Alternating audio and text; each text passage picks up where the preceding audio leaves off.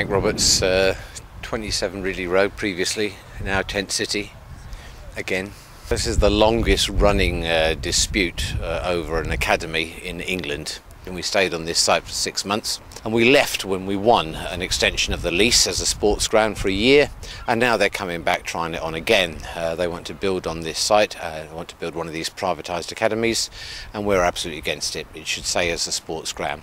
They've now threatened the 4 businesses that work here with instant eviction.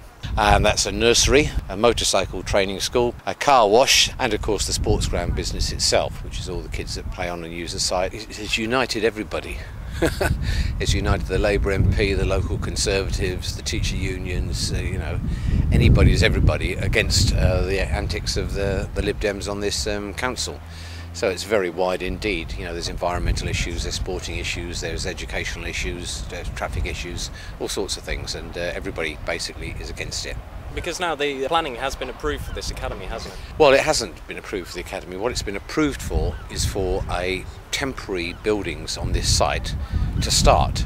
They tried to do it to jump a court case basically and try and say, well, we've already got it, it's all over.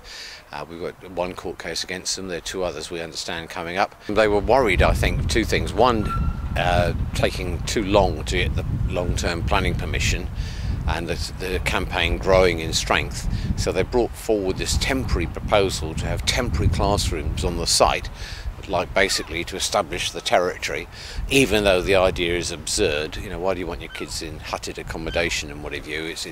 But they're not interested in education, they're just interested obviously in trying to win this particular battle so that they can run their privatised school on this site. We heard they're intending to start construction this week, that's why we're here.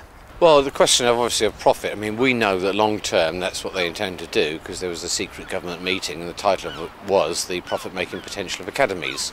But there's lots of ways of profiting from it. Obviously the profit from it, basically they can run these institutions directly for what their economic interests are.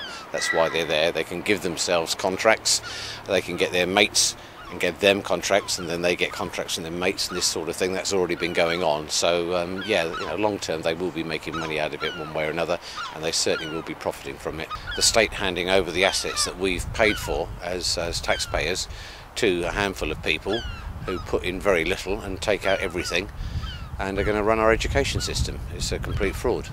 Well, we've got to obviously get more people on the site. Please come and visit us, support us.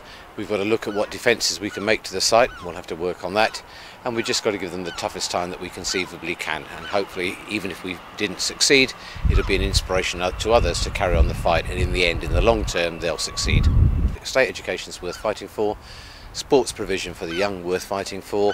These people are completely out of order. We have to fight them as hard as we can. We could go up the trees, we could tunnel, we'll do whatever, we could go up in balloons, whatever's necessary, we'll give it a go. All right.